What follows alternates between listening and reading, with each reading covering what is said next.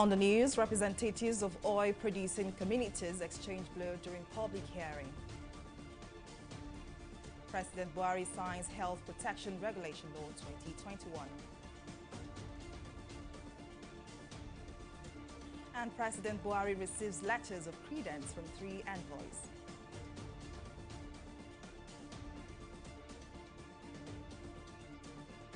Glad to have you here on News Now. I am Fola Shadi. Green Day. Over now to the news, where President Muhammadu Buhari has called on the international community to unite and defeat terrorism, corruption, COVID-19 and other challenges confronting the world. The president said this in Abuja while receiving letters of credence from the new ambassadors of Egypt, Saudi Arabia and Argentina. The ambassadors are Mustafa Awad Mustafa from Egypt, Faisal Ibrahim from Saudi Arabia and Miguel Francisco from Argentina. Buhari said Nigeria shares common challenges with the 3 countries, which includes terrorism, insurgency, climate change, population explosion, human trafficking, corruption, poverty, and proliferation of small arms and light weapons. On behalf of government and people of Nigeria, I am pleased to officially welcome you all to our country on the occasion of presentation of letters of credence confirming you as ambassadors of your respective countries to the Federal Republic of Nigeria. Today marks the official commencement of your diplomatic functions, and it is my hope that you will carry out your respective mandates to improve existing cordial relations between our countries, consistent with the Vienna Convention and global best practices.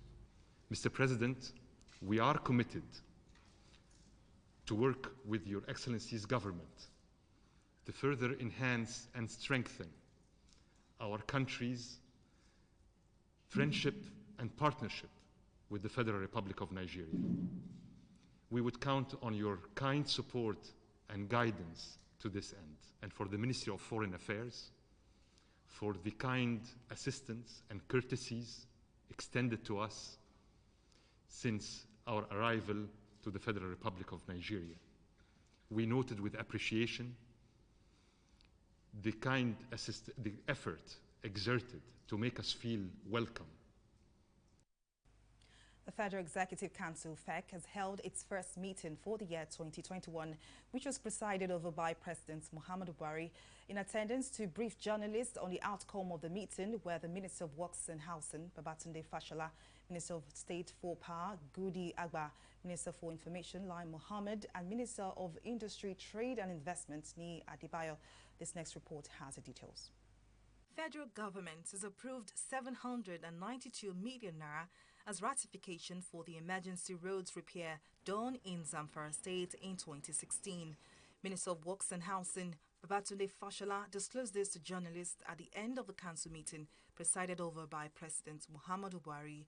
He said the contract was awarded under the Public Procurement Act in emergency situations as provisional contracts. The second contract was for the ratification of the emergency repairs done in Zamfara State in 2016. There was a very heavy rainfall in 2016 that damaged roads in Zamfara State, washout at the Gumi Bridge, washout at the Daki Tower, Kebbi to Sokoto State border, washout also at Gusau to Talata Mafara to Sokoto border. We awarded them under the Public Procurement Act in emergency situations as provisional contracts then, so we had to go through procurement process, file report of completion, and then of course come to seek ratification. So the work has since been completed, but the paperwork has now led us here, and the ratification was granted today by FEC for 792,376,078 naira 86 kobo. Minister of Industry, Trade and Investment, Ni Adebayo, who also spoke on the outcome of the meeting, said the council approved the national quality policy. According to him, the essence of the policy is to ensure goods exported out of Nigeria are accepted in the countries they are being exported to. The first memo we presented to Council today was for the approval of Council for a national quality policy.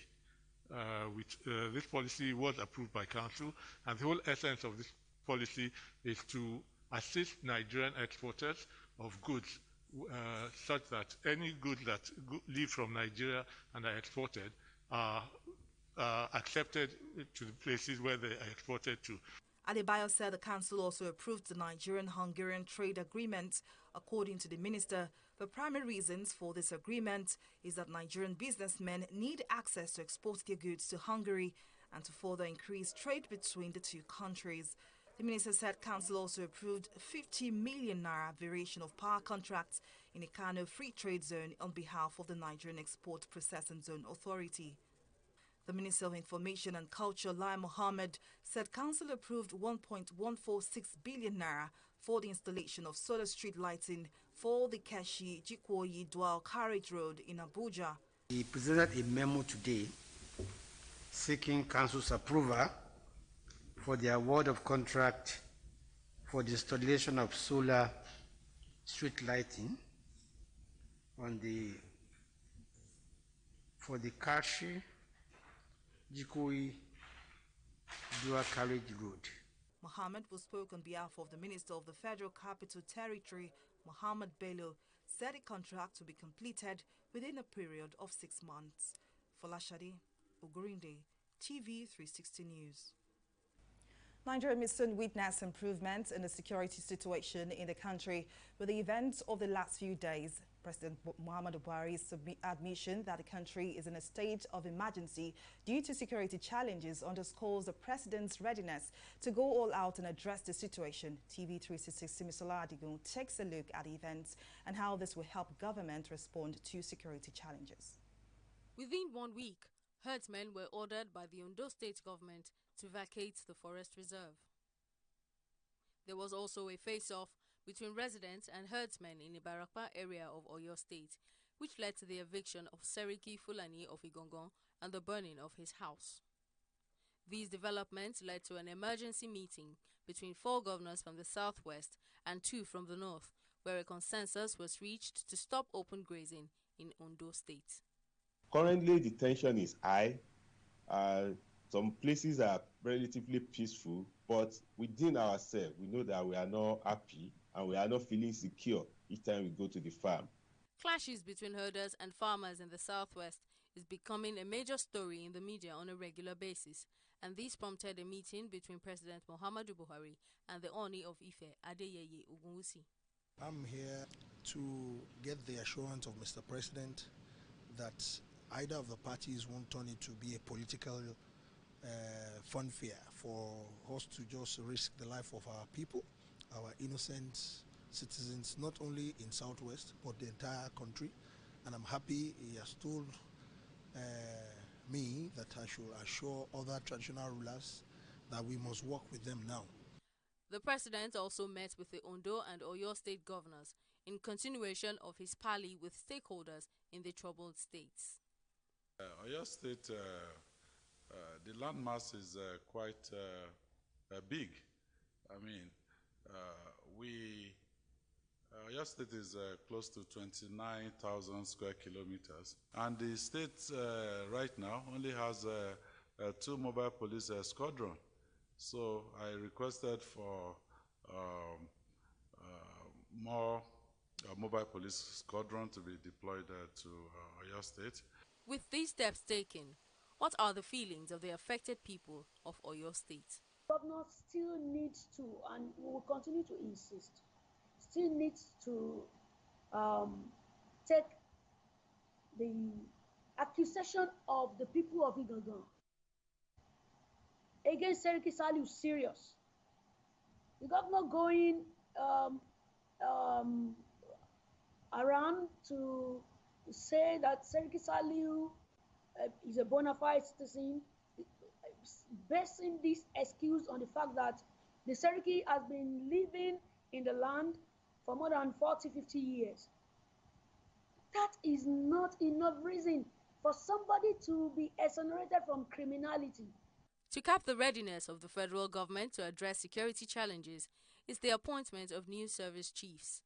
The battle against insurgency in the northeast seems to be running on low steam for some time now, and changing tactics and personnel becomes important for President Muhammadu Buhari. These new service chiefs should have no other commitment but to see the end of this insurgency, banditry, and other things.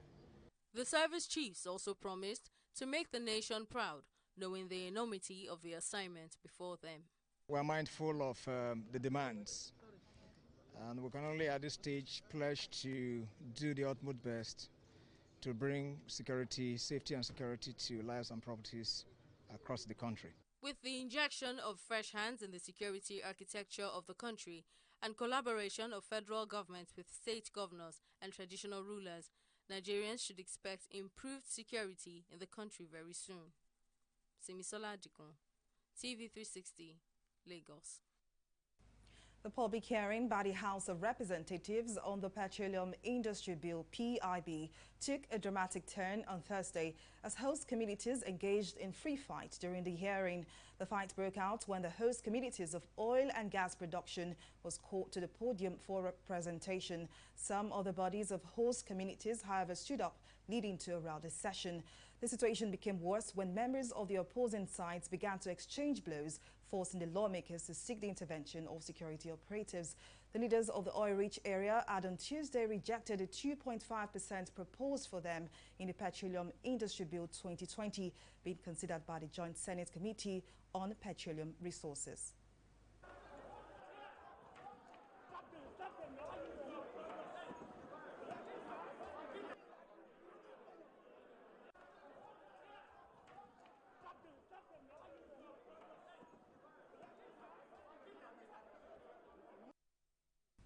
Now, TV360's Atinuke witnessed the incident. She joins me live from the National Assembly in Abuja. Thank you very much, Atinuke, for joining us as always. Now, from my understanding of the public hearing, today was supposed to be an opportunity for the host communities to speak with one voice on the Petroleum Industry Bill before it is passed. So what really led to the altercation? Okay, we were there to cover just like every other public hearing. But the chairman ad hoc committee on Petroleum Industry Bill now asked the host communities, one of the leaders, okay, come out and make your presentation. One of the leaders was supposed to come to the podium to make their presentation. And it showed that there was no harmonization because an Shekiri leader actually got up to make his presentation. And the other groups flared up and said they were the one that were supposed to make the presentation first.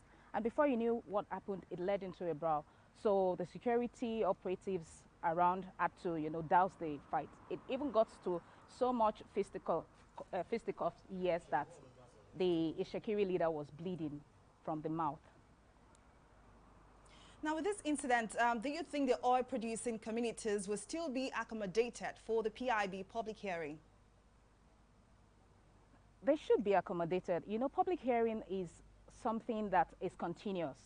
So I think they should be accommodated because after the brawl, they came to brief us at the House of Representatives Press Center on what happened. And I think with time, they are still going to give them opportunities to come and present because there are plenty of groups that have different presentations on what has been happening in the Niger Delta community and other groups in the host community. So I think with time, they will give them opportunity to come and make their presentations. Now, we'll certainly keep our eyes on this development. But thank you very much, Atinuke, for coming on News Now. The Economic and Financial Crimes Commission, EFCC, has rearranged the former Attorney General of the Federation and Minister of Justice, Mohammed Adoke, before the High Court of the Federal Capital Territory on an amended 42-count corruption charge. Adoke, who is facing trial over the alleged role he played in the fraudulent transfer of ownership of an oil block, OPL 245, regarded as one of the biggest in Africa, took fresh plea alongside two others and 4 companies. The defendants, who were initially docked before the court on January 23, 2020, pleaded not guilty to the amended charge that was read to them before trial Justice Abubakar Kutiji. Meanwhile, Justice Kutiji adjourned the case to April 14 for the commencement of the hearing, even as he allowed the defendants go home on an earlier granted bail. Nigeria has dropped in the 2020 corruption ranking released by Transparency International on Thursday. The country dropped 3 places and scored 25 over 100, which is 1 point less than its 26 points in previous year. This is an indicator that corruption is perceived to have worsened in the country within the last 1 year. It says Nigeria is now 149 out of 180 countries, a record that is 3 steps lower than its rank of 146 in 2019. We'll take a break here and return with more stories. Please stay with us.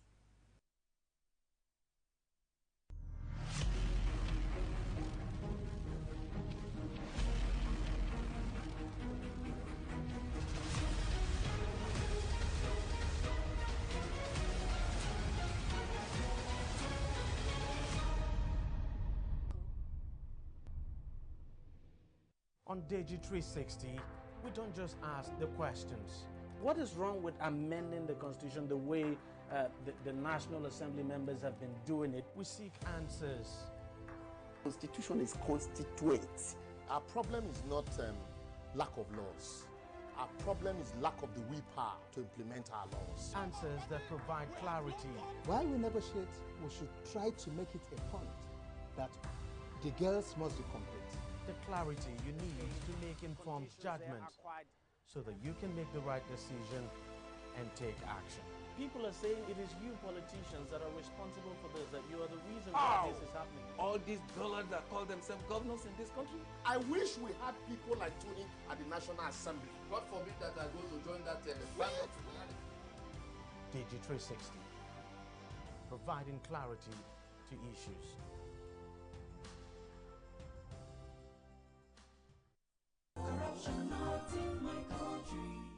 Give him his shoes somewhere here, his phone and everything.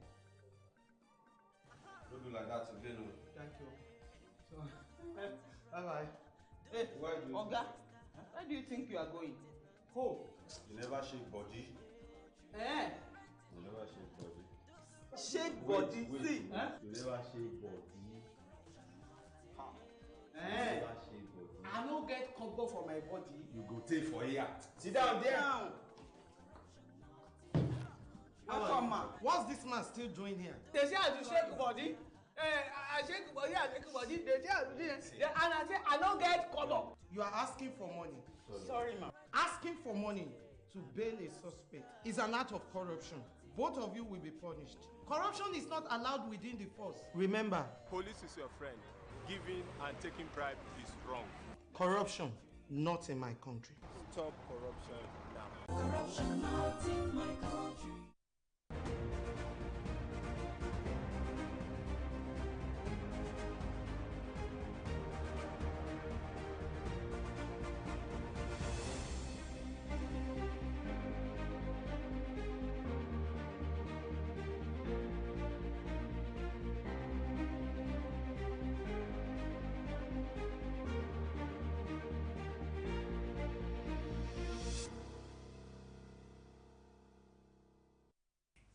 Welcome back. President Muhammadu Buhari has signed a new law prescribing 6 months jail term for persons convicted for disobeying any COVID-19 guideline. The COVID-19 Health Protection Regulations 2021, signed by the President on Wednesday, is in 6 parts, each bordering on restrictions on gathering, operations of public places, and compliance with treatment protocol. The regulation also spelled out offences and penalties, enforcement, as well as interpretation of the guidelines. Now, our correspondent, Onyadukule, is standing by to give us details on that. Well, the government is taking a very strong stance this time around. Oyin, could you tell us more? Well, Shade, we can simply say the government is acting within its obligation of protecting lives and properties. We know that on several occasions, the government has pleaded with citizens. It has even enforced guidelines, COVID-19 safety protocols. But these guidelines are usually, on several occasions, being violated by citizens. So now it does seem like the hard way is the best way. Now, under the new guidelines, a person who has been confirmed positive by any licensed testing center cannot refuse to be isolated in any designated isolation center. It also restricts gatherings of over 50 persons in an enclosed place, except for religious gatherings, and in which case the gathering must not exceed 50% capacity. The Nigerian Medical Association says with these new measures adequately enforced, the country should see a downward slope in the number of COVID-19 cases.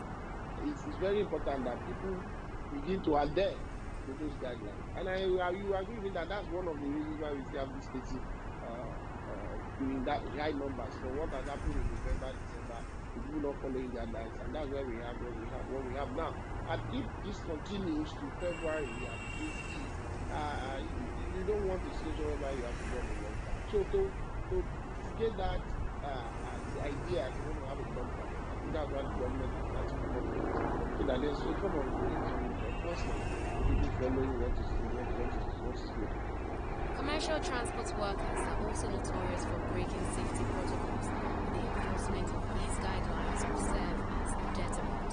You recall that after lockdown lifting of lockdown in 2020, there was some form of arrest made for those who overload their buses and all those. And even when people are in those buses are supposed to have like maybe I think 2 persons per seat or per row, and with their face masks on, and they were arresting people. All these things are things that will play a role, and all the law enforcement agencies should just do their part, do their work, and we will get better at it. And but the moment people notice that some form of enforcement, people will sit up. And we start that we have to get to this stage where there must be some form of enforcement where people can do the right thing.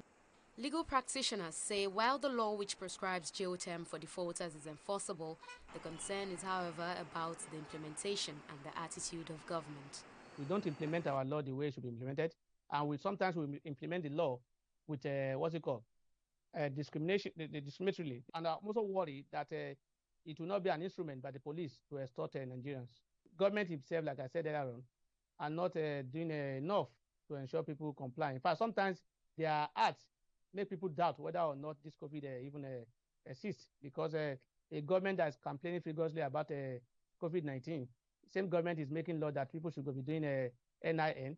Same government, the party of the same government is asking for people to do the party registration, thereby bringing people together. So all these attitudes should not be encouraged by the government if they want people to seriously believe in what they are doing. Situation now, we should say that it's not as if these new regulations that the government has brought out is new. But the only thing is that when people know that they stand or they risk being jailed for 6 months or maybe even pay a heavy fine for flouting COVID-19 guidelines, maybe, just maybe, they will take it more serious. And our security agencies have been mandated to carry out the enforcement of these regulations. And anyone who obstructs unauthorized personnel from carrying out the enforcement of this law also stand to be punished under the new law assigned by the president. So we just wait and see how far this goes. Shadi. Because just as it is known in Nigeria, the issue of implementation of laws really is the issue. But thank you very much for that. Now we'll take a break here and return with business stories. Please stay with us.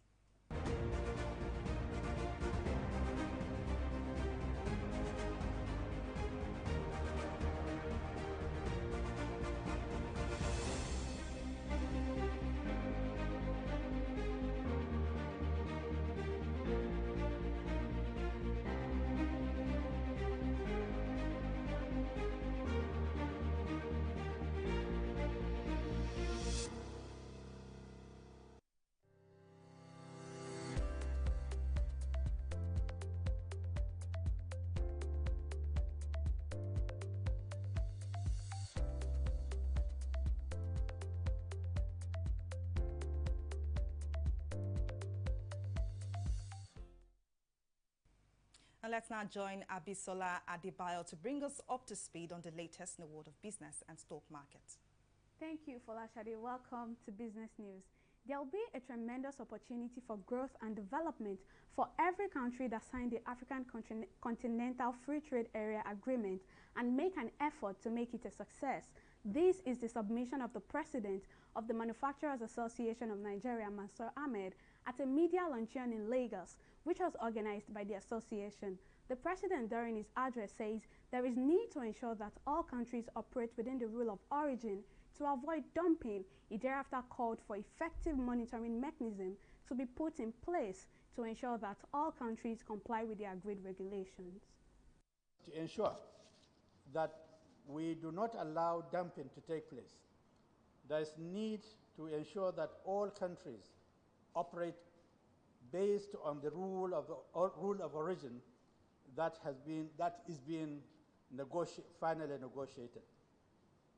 But the difference is that while some countries will ensure that these regulations are complied with, others may not do so. This calls for effective monitoring mechanism to be put in place to ensure that all countries do the right thing and comply with the agreed regulations. While we trust that the Nigerian government will play its part to put adequate measures in place for beneficial trade agreement, we look forward to an effective National Action Committee on the AFCFTA, which has been set up. We expect that the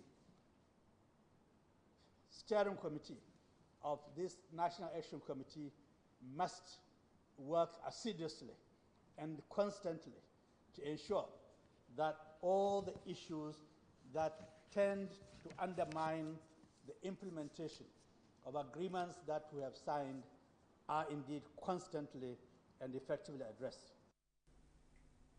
We'll take a pause here and return with stock market review. Do stay with us.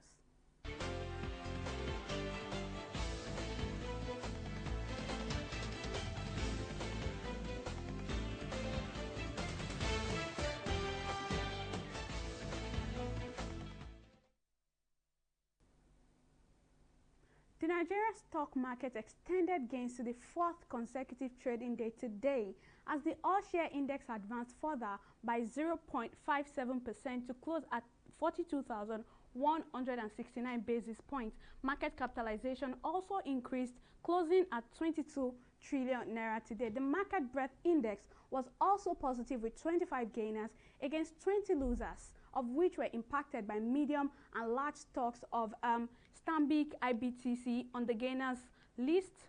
So our gainers list today, Stanbic, which has remained at the forefront of providing financial solutions to business enterprises in the country while offering Nigerian importers access to its global presence through its Africa-China agent proposition, crowns the gainers list today with a 2 naira 60 kobo gain. It's closely followed by J. Berger today with a 2 naira 5 kobo increase. Also on our gainers list, we have the Nigerian breweries with a 2 naira gain. The list of 4 was rounded up by Guaranty Trust Bank with a 2 naira 20 kobo gain. Meanwhile, on the other hand, which is the losers list, and international energy companies working in Nigeria are worried that proposals in the country's long-delayed oil industry law would deter investment in new offshore projects. Mobil becomes the biggest loser with a 21 naira 5 kobo loss today, followed closely by Cadbury. And our losers list is completed by Adova and NEM Insurance PLC. Our market summary today, we have 505 million stocks exchanging hands in 6,386 deals, as you can see here, which is valued at 5 trillion naira today. Meanwhile, on the global market is a little bit mixed today as FTSE is falling, Dow Jones is rising, and Nikkei is also falling. The FTSE dropped in early trading following a bruising day for Wall Street as Reddit investors continue their attack on hedge fund. This made it record a 0.65% loss. However, the Dow Jones rebounded on Thursday as markets clawed back some of Wednesday's heavy losses. Unfortunately for Dow Jones, it's recording a 1.78% increase. Meanwhile, Nikkei could not keep its head above water as it recorded a 1.53% loss. That's all on stock market review today. It's back to Folashade for the rest of the news. Thank you very much, Abisola, for bringing us up to speed on the latest in the world of business and stock market review. Moving now to the sporting scene, where former Nigerian striker Yakubu Ayegini has said he won't apologize for an open goal he missed at the 2010 FIFA World Cup in South Africa.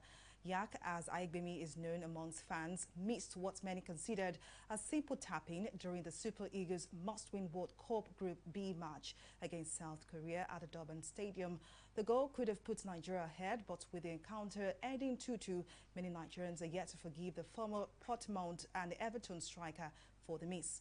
Aigbeni, who is Nigeria's third highest goal scorer, scored 21 goals in 57 appearances for the Super Eagles before he retired from the football scene in 2017.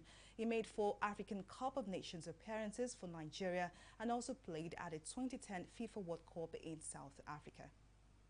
But that's it on our package. Thank you for watching. I am Folashade Ogrunde.